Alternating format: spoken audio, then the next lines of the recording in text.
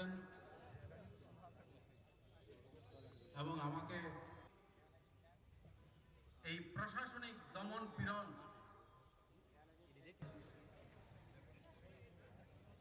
উপস্থিত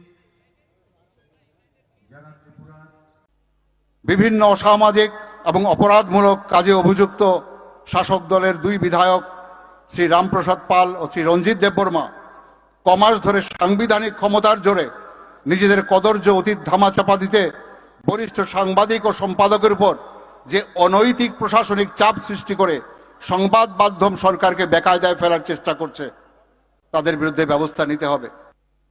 রাজ্যে গণতন্ত্র কলুষিত করবার জন্য যে সমস্ত লোকজনেরা সাংবাদিকদের রক্তচক্ষু প্রদর্শন করছে এবং যে পদাধিকার বলে তারা করছে, সেই পদাধিকার ক্ষুণ্ণ করতে হবে, তাদের বিরুদ্ধে ব্যবস্থা নিতে হবে, তাদেরকে অপসারণ করতে হবে।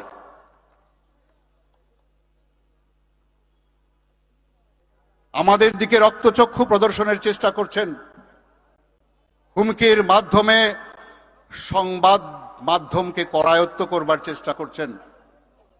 এর মধ্যে যেমন কিছু আমলা রয়েছে যারা সমস্ত কাজগুলিকে স্থবির করে দিচ্ছে, এমনি রয়েছে একজন বা দুজন গুণধর বিধায়ক, রয়েছে মণ্ডল স্তরের কয়েকজন নেতা। এরা এই রাজ্যের বিভিন্ন প্রান্তে সাংবাদিকদের ক্রমাগত আক্রান্ত করছেন, রক্তাক্ত করছেন।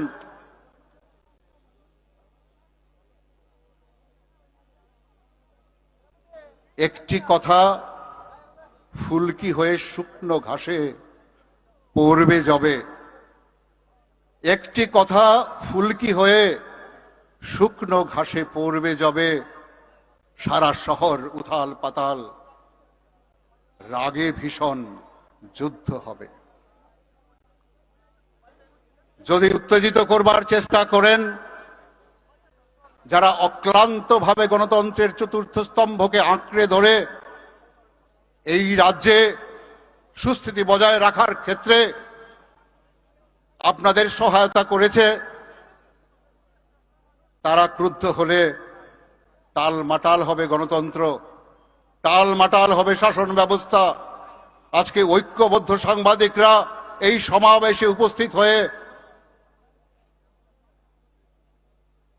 এই অনুভূতিটুকু বুঝিয়ে দিতে চাইছে। আমরা বলতে চাই,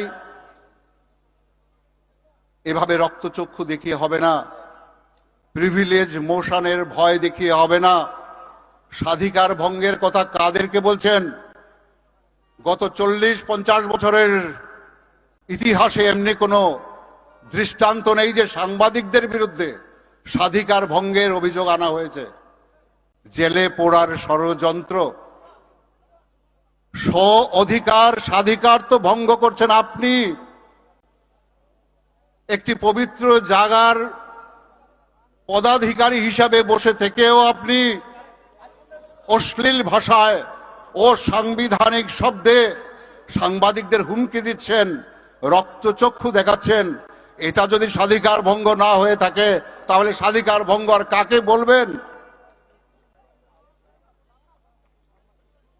এই কিছুদিন আগেও যার হাত রক্তাক্ত হয়েছে, শিশু, নারী, বৃদ্ধের রক্তে, আজ তিনি এদিক সেদিক করে বিধানসভায় প্রবেশ করে সাংবাদিকদের রক্তচক্ষু দেখাচ্ছেন। ফ্রিডম অফ প্রেস কাকে বলে সেটা জানি, জেনে বুঝে সংবাদ মাধ্যম করতে এসেছি। ফলে ভয় দেখাবেন না, রক্তচক্ষু দেখাবেন না, এর পরিণতি মারাত্মক হতে বাধ্য।